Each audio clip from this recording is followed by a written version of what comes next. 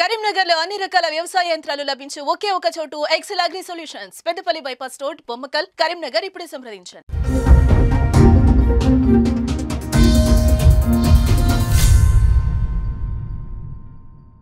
Welcome to Suman TV Karimnagar. నా పేరు Sneha. Today Karimnagar bulletin కి స్వాగతం. ముందుగా హెడ్లైన్స్.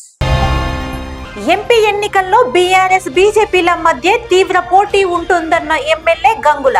60వ డివిజన్ లో బీఆర్ఎస్ అభ్యర్థి వినోద్ కుమార్ తో కలిసి డివిజన్ వాసులతో సమావేశం. అగ్నిమాపక వారోత్సవాలను ప్రారంభించిన కలెక్టర్ పమేలా సత్పతి. వేసవి కాలం దృష్ట్యా అగ్ని ప్రమాదాల పట్ల అప్రమత్తంగా ఉండాలని సూచన. లంచం తీసుకుంటూ ఏసీబీకి చిక్కిన Huzurabad depot manager Srikanth. Charge మెమోను రద్దు చేసేందుకు గాను 20,000 డిమాండ్ చేసిన వైనం. రానున్న ఎన్నికల్లో బీజేపీకి తగిన గుణపాఠం చెబుతారన్న మర్రి వెంకటస్వామి. ప్రధాని మోడీ నల్ల చట్టాలతో రైతులను అరగోస పెట్టారని ఆరోపణ. ఎంపీ ఎన్నికల్లో బీఆర్ఎస్ బీజేపీల మధ్య తీవ్ర పోటీ ఉండనుందని ఎమ్మెల్యే గంగుల కమలాకర్ అన్నారు. నగరంలోని 60వ డివిజన్ లో బీఆర్ఎస్ కార్పొరేటర్ వాళ్ల రమణారావు ఆధ్వర్యంలో కాలనీ నివాసులతో సమావేశం నిర్వహించారు. ప్రశ్నించే గొంతుకైన వినోద్ కుమార్ ను పార్లమెంటుకు పంపాల్సిన అవసరం ఉందని గంగుల కమలాకర్ అన్నారు. గత 10 ఏళ్లుగా కరీంనగర్ రోడ్ల అభివృద్ధి బ్రహ్మాండంగా చేశామని గుర్తు చేశారు. అభివృద్ధి కొనసాగేందుకు జోడెద్దులాగా ఇద్దరం పనిచేస్తామని తెలిపారు. పార్లమెంటులో వినోద్ కుమార్ గొంతు అవసరమని ఆయన అనేక సార్లు లోక్సభలో మాట్లాడి నిధులు తీసుకువచ్చారని గుర్తు చేశారు. బీఆర్ఎస్ హయాంలో ప్రతిరోజు మంచినీరు అందించామని, ప్రస్తుతం నీటి సమస్య ప్రారంభమైందని చెప్పారు. కాంగ్రెస్ అభ్యర్థి ఇంకను అడ్రస్ కూడా లేదన్నారు. World class skill development centre ను కరీంనగర్ కు తీసుకువస్తానని వినోద్ కుమార్ అన్నారు. సింగపూర్ తరహాలో ఇట్టి సెంటర్ ను ఏర్పాటు చేస్తామని తెలిపారు. కరీంనగర్, సిరిసిల్ల, కామారెడ్డి, పిట్లం, కరీంనగర్, చల్లూరు, జమ్మికుంట, టేకుమట్ల, భూపాలపల్లి, సిరొంచ జాతీయ రహదారులతో పాటు రాజీవ్ రహదారిని అభివృద్ధి చేస్తానని హామీ ఇచ్చారు. ఈ కార్యక్రమంలో ఎమ్మెల్యే గంగులతో బీఆర్ఎస్ ఎంపీ అభ్యర్థి వినోద్ కుమార్, నగర మేయర్ సునీల్ రావు, మాజీ జిల్లా పరిషత్ చైర్మన్ తులా ఉమా, నగర బీఆర్ఎస్ పార్టీ అధ్యక్షులు చల్లా హరిశంకర్, స్థానిక కార్పొరేటర్ వాళ్ల రమణారావు, పలువురు కార్పొరేటర్లు, నాయకులు, డివిజన్ వాసులు తదితరులు పాల్గొన్నారు. వినోద్ కుమార్ గారు ముఖ్యమంత్రి హైదరాబాద్ కాదు సిటీలుగా ప్రకటిస్తే తెలంగాణ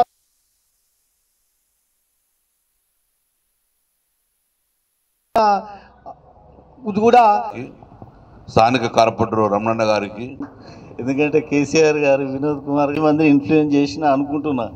ఈ గ్రౌండ్ కానీ ఆ గ్రౌండ్ కానీ అసలు ఎందుకు గ్రౌండ్ నుంచి వస్తుంది. ఐడియా ఉంది హాకీ గ్రౌండ్. గంగుల కమలాకర్ షఫకత్ కూడా ఆడిపిస్తాడు, వస్తారు కానీ బట్ ఈ రోజు ప్రతిపక్ష పాత్ర కూడా ఉండాలి ప్రజాస్వామ్యంలో. అందుకే మా మిత్రుడు మరి రమణారావు గారు ప్రశ్నించే గొంతుగా, అభివృద్ధి చేసే గొంతుగా కావాలి. కాబట్టి నాకు మీరు ఓటేయండి. నేను వచ్చే 5 సంవత్సరాలు కరీంనగర్ ప్రజలకి నా వంతు కర్తవ్యాన్ని నిర్వహిస్తాను. యాజ్ పార్లమెంటేరియన్గా దేశ సమస్యల పట్ల స్పందిస్తాను. రాష్ట్ర సమస్యల కోసం, తెలంగాణ రాష్ట్రం కోసం, ముఖ్యంగా మన కరీంనగర్ పార్లమెంట్ నియోజకవర్గంలో నాకు ఇంతకుముందు చెప్పినట్టు 3IIT సాధించాలన్నది. తర్వాత యంగ్స్టర్స్, యూత్కి ఒక world class skill development centre. నేను పార్లమెంట్ డెలిగేషన్లో సింగపూర్ పోయినప్పుడు చూసి మాట్లాడి వచ్చినాను. ఈ మధ్యకాలంలో as planning board vice chairman కూడా ఒక డెలిగేషన్ పంపించినాను. మీరు వీలైతే మీరు యూట్యూబ్లో పోయి institute of technical education Singapore అని కొట్టి చూడండి. సాయంకాలం 150 ట్రేడ్స్ నేర్పుతారట. ఆడ పిల్లలు 10వ తరగతి పాస్ అయిన తర్వాత, ఇంటర్మీడియట్కి వచ్చిన తర్వాత బాగా చదువుకున్న వాళ్ళైతే ఇంజనీరింగు, బాగా చదువుకున్న వాళ్ళైతే డాక్టర్లు, బాగా చదువుకున్న వాళ్ళైతే సోషల్ సైన్సెస్కి వెళ్ళిపోయిన తర్వాత మిగతా పిల్లలందరినీ కూడా ఈ ఇన్స్టిట్యూట్లో జాయిన్ చేస్తారు. Singapore is a small city by itself, it's not a big country. కాబట్టి అక్కడ ఉన్న పిల్లలందరూ దాంట్లో పోతారు. 150 ట్రేడ్. కరెంటు వైర్ వేసినోడు, కలర్ వేసినోడు, పైపులు వేసినోడు, కుర్చీలు చేసినోడు, షిప్ బ్రేకింగ్ కాల్చిన మొదలు పెడితే విమానం బిల్డింగ్ దాకా అన్ని నేర్పుతారు. సో అలాంటి సెంటర్తో అగ్రిమెంట్ అయ్యి ₹1,00,00,000 నేను అగ్రిమెంట్ ఎంటర్ అయిన ఫీజు వాళ్ళకి ఇచ్చిన, తెలంగాణకు తీసుకురావాలని చెప్పి. మరి డెఫినెట్గా రేపు ఫ్యూచర్ నేను గంగుల కమలాకర్ గారు ఎమ్మడబడతాం.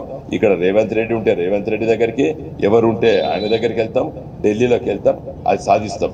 కరీంనగర్లో ఒక world class skill development centre చేస్తాం.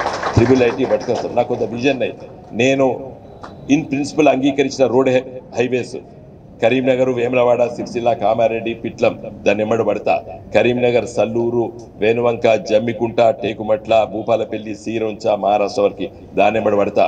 తర్వాత మన రాజీవ్ రహదారి ఎమ్మడి పడతా.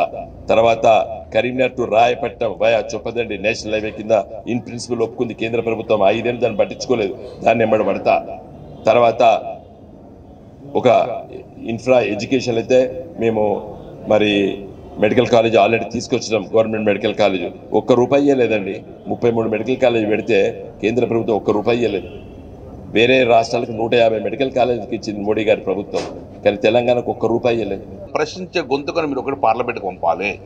2014 మీరు పంపిరు, అభివృద్ధి కనబడ్డది. నాకు తోడుగా ఉంటే మళ్ళీ ఈ యొక్క స్పీడ్ను మళ్ళీ అభివృద్ధి ముందుకు వద్దు, లేకపోతే మళ్ళీ తెలంగాణ రాష్ట్రం రాకముందు ఎంత దరిద్రం ఉండనో ఆ దరిద్రం ఇప్పుడు వస్తుంది. ఒకప్పుడు నేను కరీంనగర్ మొత్తం తిరుగుతున్నప్పుడు రోడ్ల మీద చిన్న చిన్న గుర్తులు పడుతుండే, మున్సిపాలిటీలు తవ్వుతుండే, బాధపడుతుంది. మళ్ళీ ఇమ్మీడియట్ గవర్నమెంట్ దగ్గరకు పోయి 2000 కోట్లు ఎద్దు, కరీంనగర్ నగరం మొత్తం బ్యూటిఫుల్ 2000 కోట్లు ఎద్దు. ఇప్పుడు మళ్ళీ రోడ్ల మీద మొత్తం గుంతలు తవ్వి రోడ్డు మీద నీళ్ళు వస్తూనే ఉన్నాయి. ఇది పోతూ ఉంటే మళ్ళీ కరీంనగర్కి అదే బొందలగడ మారే పరిస్థితికి వచ్చింది. అందుకే సోదరులారా ఈ అభివృద్ధి కొనసాగాలి. It should be continue. ఇక్కడ ఆగకూడదు, అభివృద్ధి ఆగకూడదు. కాబట్టి నాకు తోడుగా వినోద్ కుమార్ గారు ఇద్దరం కలిసి జోడిగా మేము పనిచేసినాం. ఇప్పుడు జోడిగా మళ్ళీ పనిచేయాలంటే మళ్ళీ పార్లమెంట్కి పంపండి. పార్లమెంట్లో వాయిస్ కావాలంటే బీజేపీ అభ్యర్థి అవసరం లేదు, కాంగ్రెస్ అభ్యర్థి అవసరం లేదు. గొంతు ఉండాలి, సమర్థవంతంగా పనిచేసే గొంతు ఉండాలి. ఆ సమర్థవంతమైన గొంతు మీ అందరూ తెలిసి వినోద్ కుమార్ గారు ఉన్నారు కాబట్టి ఇక్కడ పంపండి, మీరు ఆశీర్వదించండి, అభివృద్ధి కొనసాగిద్దాం. ఈ ఎన్నికలతో ఒక్క ఓటు మీరు వేసేది ఒకటే ఓటు.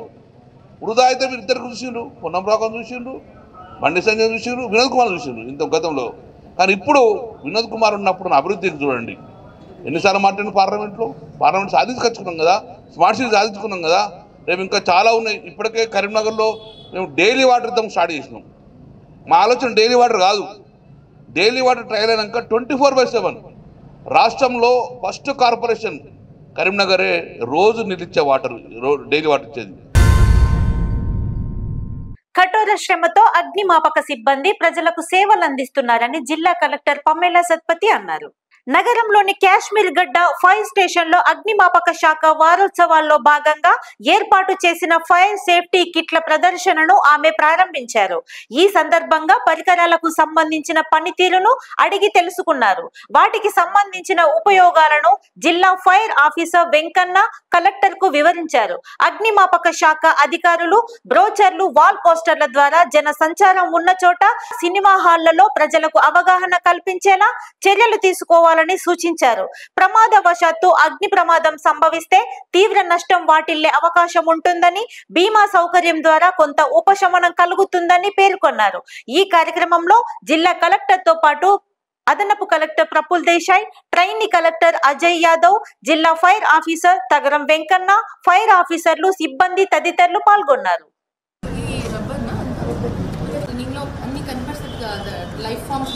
లైఫ్ ఫామ్స్ కనిపిస్తాయి మేడం, మనకు బ్లూ కలర్లో మనకు కనిపిస్తుంది. హార్ట్ బీట్ కనిపిస్తుంది, అది ఇంకా మనకు రాలేదు. అడ్వాంటేజ్ హన్మకొండ జిల్లా ఎల్కతుర్తి మండల కేంద్రంలోని ఓ హోటల్లో ఆర్టీసీ మేనేజర్ లంచం తీసుకుంటూ ఏసీబీకి పట్టుబడ్డారు. హుజరాబాద్ డిపో మేనేజర్ శ్రీకాంత్ 20,000 లంచం తీసుకుంటుండగా ఏసీబీకి చిక్కాడు. ఎల్కతుర్తి మండలం దండేపల్లి గ్రామానికి చెందిన తాటికొండ రవీందర్ అనే ఆర్టీసీ డ్రైవర్ విధులు సక్రమంగా నిర్వహించడం లేదంటూ మేనేజర్ శ్రీకాంత్ ఛార్జ్ మెమో అందించారు. మెమోను తొలగించేందుకు 20,000 రూపాయల లంచం డిమాండ్ చేశాడు. గతంలోనే 10,000 అందించగా ప్రస్తుతం 20,000 లంచం తీసుకుంటుండగా ఏసీబీ అధికారులు రెడ్ హ్యాండెడ్ గా పట్టుకున్నారు. తాటికొండ రవీందర్ ఆర్టీసీ డ్రైవర్, ఈ నంబర్ 320184. ఇతను హుజురాబాద్ డిపోలో డ్రైవర్గా పనిచేస్తున్నాడు. ఇతను ఫిబ్రవరి నెలలో వాళ్ళ మేనవ బావమర్ది కొడుకు చనిపోతే ఒకరోజు యాబ్సెంట్ అయ్యాడు. దీని గురించి శ్రీకాంత్ హుజురాబాద్ డిపో మేనేజర్ ఇతనికి ఛార్జ్ మెమో ఇచ్చాడు. ఈ ఛార్జ్ మెమోని క్లోజ్ చేయడం కొరకు అతను 30,000 డిమాండ్ చేసిండు. అతనికి లంచం డబ్బులు ఇవ్వడం ఇష్టం లేక వరంగల్లో ఉన్న మా ఆఫీస్కు వచ్చి ఫిర్యాదు చేసినాడు. ఆయన డిమాండ్ మేరకు ఈరోజు 20,000 లంచంగా ఎలకతుర్తిలో ఇస్తూ శ్రీకాంత్ పట్టుబడ్డాడు. ఇతన్ని ఇప్పుడు అరెస్ట్ చేసి వరంగల్లో ఉన్న ఏసీబీ కోర్టులో మేము ప్రొడ్యూస్ చేస్తాము. అలాగే మీకు ఎవరికైనా కూడా ప్రభుత్వ ఉద్యోగి ఎవరైనా కూడా లంచం అడిగితే మా టోల్ ఫ్రీ నంబర్ 1064 దీనికి కాల్ చేయగలరని మనకి.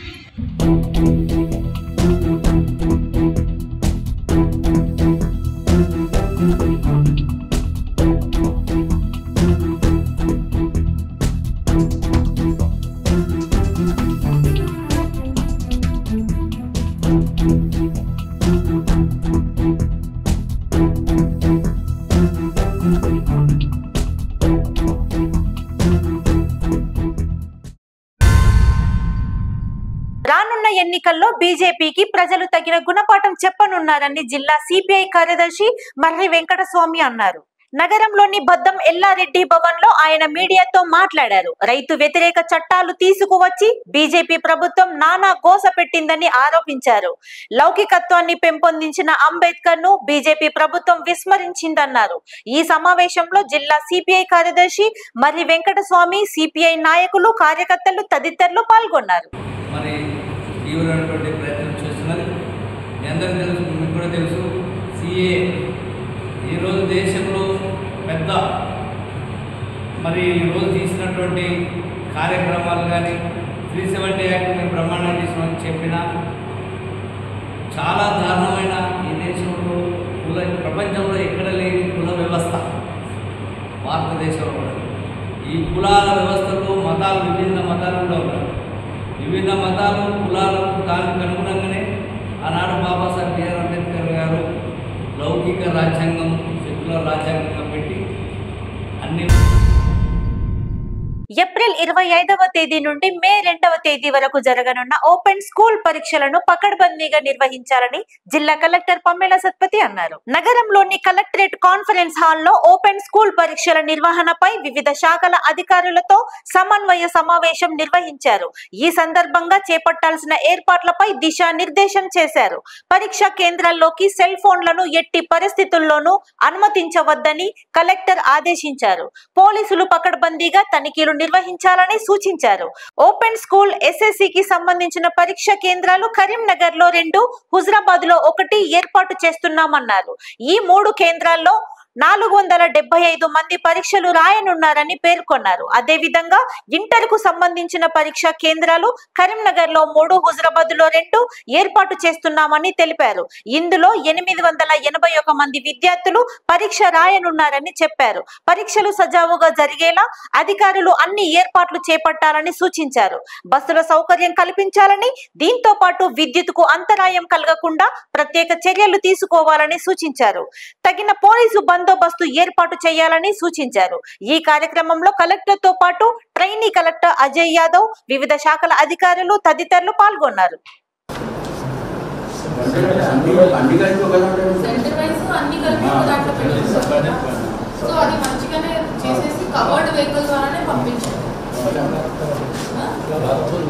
క్లాత్ కవర్ కట్టేసి, అందుకే ఒక పేపర్ కూడా బయట పోకూడదు అన్నట్టు క్లాత్ కవర్ కట్టేసి మంచిగానే క్లోజ్డ్ వెహికల్లో పెట్టండి. ఒక బండలు పడిపోయినట్టు.